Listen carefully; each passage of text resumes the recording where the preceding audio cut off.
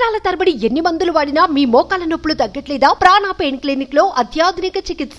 ఉమ్మడి ఆంధ్రప్రదేశ్ రాష్ట్రాన్ని విభజించి 10 సంవత్సరాలు పూర్తయింది. విడిపోయిన తర్వాత ఆంధ్రప్రదేశ్, తెలంగాణ రెండు రాష్ట్రాలకు ఒకే రాజధానిగా హైదరాబాద్ 10 సంవత్సరాల పాటు వ్యవహరించింది. ఇక నుంచి ఒక్క తెలంగాణకే రాజధానిగా వ్యవహరించనుంది.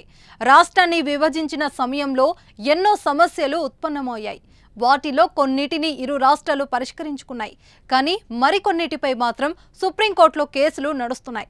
వీటిలో తెలంగాణ నుంచి ఏపీకి రావాల్సిన నిధుల కేసు కూడా ఉందని ఏపీ పట్టణాభివృద్ధి శాఖ మంత్రి నారాయణ తెలిపారు.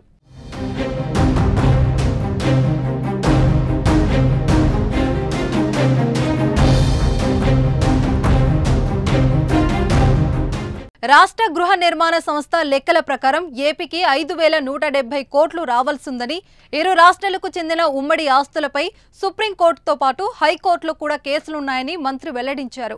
వీటిని సాధ్యమైనంత త్వరగా పూర్తి చేసి నిధులను ఏపీకి తీసుకువచ్చేలా కృషి చేయాలని అధికారులకు సూచించారు.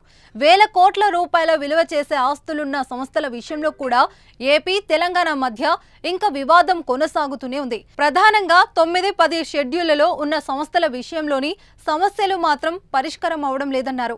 రెండు తెలుగు రాష్ట్రాలు జనాభా ప్రాతిపదికన అప్పులతో పాటు ఆస్తులను పంపిణీ చేసుకోవాలి. ఈ మేరకు రాష్ట్ర పునర్విభజన చట్టంలో కేంద్రం పొందుపరిచింది.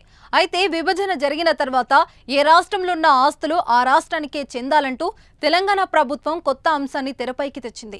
దీంతో కొన్ని సమస్యలు పరిష్కారమయ్యే దశలో ఉండి కూడా ఆగిపోయాయని, వీటిపై దృష్టి పెట్టి ఏపీకి వచ్చేలా చర్యలు తీసుకోవాలని మంత్రి నారాయణ అధికారులకు ఆదేశాలు జారీ చేశారు.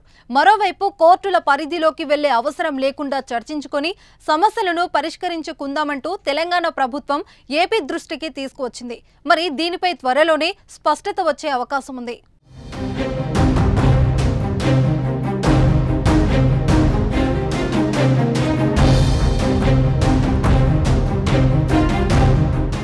సుమన్ టీవీలో మీ పర్సనల్ అండ్ బిజినెస్ ప్రమోషన్స్ కోసం కింది నెంబర్కి కాంటాక్ట్ చేయండి.